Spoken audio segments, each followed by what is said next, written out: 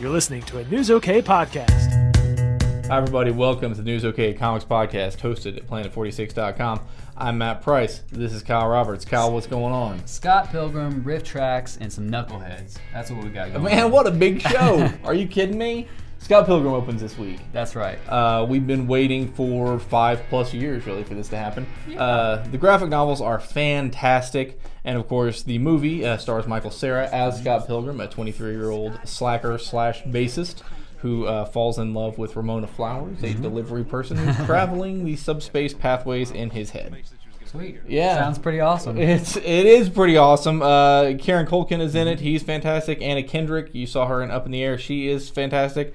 There's so much happening. Lots of visual references to video games, anime, all kinds of stuff. The only problem people may have with it is it may be a little too frenetic. But that said, I think it's a fantastic film. If you have no idea, I mean, it's almost like a modern-day Mario and Slacker world kind of thing, where he tries to save the girl and whatever. I can go with that. And, of course, the graphic novels all available. They just released them on the iPad. And, of course, you can buy print copies at any of your favorite local comic book stores. Sweet. And then Riff Tracks. You talk to those guys. Oh, yeah. I mean, you're a big-time Riff Tracks fan as well. Exactly. Mike Nelson, Kevin Murphy, Bill Corbett, they're doing a live riff of Reefer Madness on August 19th at local theaters across the country. You can get your tickets at fathomevents.com. And, Kevin Murphy talked a little bit about why they do some of these theater events. Oh, I think it's wonderful. Actually, I was kind of surprised. I thought that I usually think that nobody's going to show up to see me. And that's generally true. They show up to see Mike and Bill. But no, it's been a wonderful surprise. We added more theaters as we've gone on, and yeah, it's great and quite delightful. And the thing I like the most about it is that we are able to get this show live to places in the country that otherwise would not be able to see anything like this.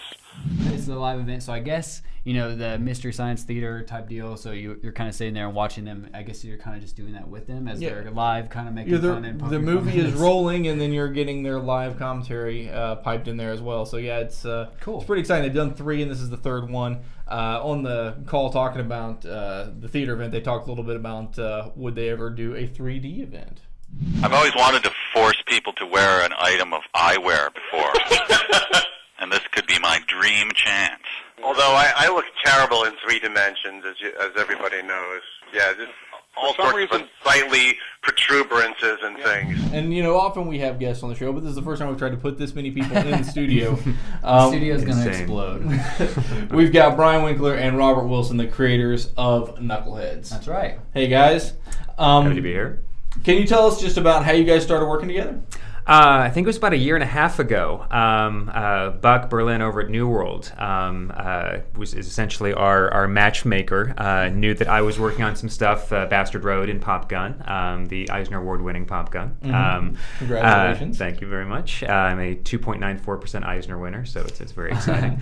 And he got Robert and I in touch, and Robert and I were talking, and I jumped on his blog and just saw his art, and it was just phenomenal. And so we just immediately just kind of started thinking about what we could work on together. Robert's just an insanely funny guy and great storyteller, and so and since humor's kind of my thing, we started playing around, and that's kind of where we came up with the idea for Knuckleheads. Cool. And Robert, tell us a little bit about what this is about, and we'll kind of show off. Well, Knuckleheads is basically a superhero buddy comedy. Brian coined the phrase "sit-comic." Because it's a little bit more, I guess, what would you say? It's structured in kind of a sitcom form, very character-driven. There's a lot of action, but a lot of dialogue and, sort of PG-13. We're influenced by stuff like Arrested Development, 30 Rock, and Big Bang Theory, and we just wanted something that kind of had a light, fun, readability to it. Sure.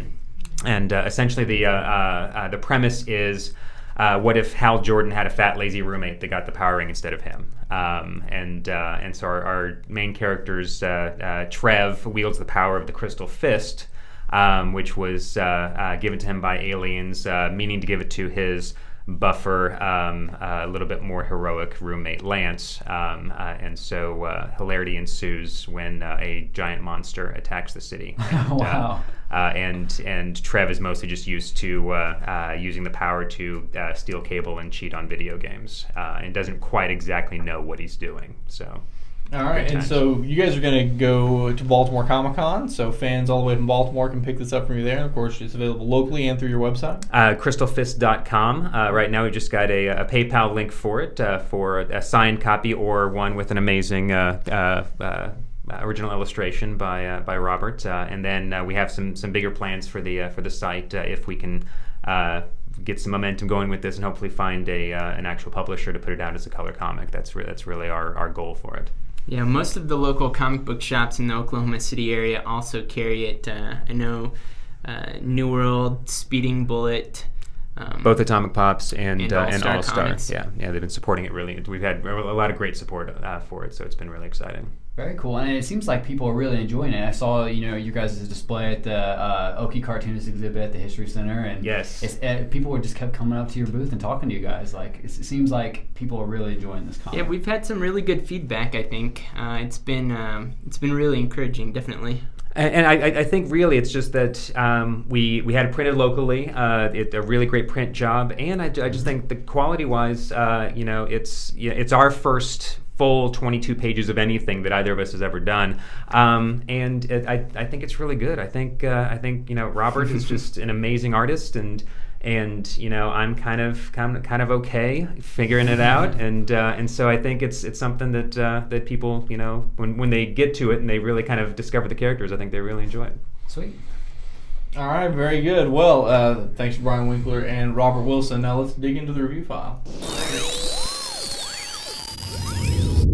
All right, so Guy Gardner back in his own book again, Emerald Warriors by Peter Tomasi and Fernando Passaron. I probably said all that wrong. Close enough. And this is pretty cool. It's got pretty good art. Guy Gardner is on a secret mission with Ganthet. They're having to team up with Atrocitus, the Red Lantern, to find out something. I wasn't entirely sure what, but it was pretty action-packed. You got Guy Gardner mouthing off to the Guardians, smashing stuff. He was popular in the 80s in the sort of Justice League International era that's become popular again. So it's a very action-packed comic. Yeah, I thought it was fun. So, meanwhile... Lots of vampire stuff going on. Yeah, other than this, it was pretty much Vampire Week. Which is what I love. Let me tell you how much I love vampire stuff. Has got the Twilight poster above his bed. Oh my gosh. I hate vampire stuff. And it's right in the middle of X-Men. Yes, which I do love X-Men, hate vampires, bittersweet. It's a bittersweet time. But this is a pretty cool story. You have this kind of whole launch of, Dracula's dead, but this whole new vampire deal is going on in the X-Men universe, and they're still trying to figure out exactly what that is. And Blade comes back in this comic, so got some action in it. But it's typically very dialogue based on this one, number 2. All right, and then. I've for some reason, I think because I enjoy pain, I've watched the Twilight movies. And I got to say, the Archie Comics parody of Twilight, I enjoyed better than either of the Twilight movies to date. Pretty good. These two new kids moved to Riverdale. One of them is a pale, vampiric-looking guy, and the other is a more muscular, perhaps animalistic fellow. And Betty and Veronica both fall for the pale, not quite sparkly vampire, leading Archie to wonder what is up exactly. What are the secrets of these characters? Well, you can find out in Archie and Friends. It's a 2-part story. It's a little goofy, obviously, but I gotta say they kind of took the Twilight, some of the things that appeal to people about Twilight, and made it fit into the Archie world, and made it less irritating for me to read than I would have thought. So do you think Twilight fans will actually like it, or? Why not? I mean, it's kind of, why not? It's an Archie Comics parody of the thing you enjoy, so I don't see any reason why you might not like it. Sure. So what's your pick? I'm going with Green Lantern. Going with Emerald Warriors. There's so many other comics. I'm going to go with the Hulk comic that came out this week. That is not it, but it is also green. Yeah. Okay, there were a ton of comics. Your favorite was the Hulk. Well, tell them a little bit about it. World War Hulk. And it's just crazy. Completely action-packed the whole time. Everything you expect in a Hulk comic. It's a big Hulk versus Scar showdown. Yeah. So if you like Son father-son versus conflict. All right, very good. So thanks to all of our guests. Thanks to the Riff Tracks guys for doing the interview. And then thanks to our Knuckleheads crew for stopping into the studio. For Kyle Roberts, I am Matt Price. We'll see you next week. See you guys.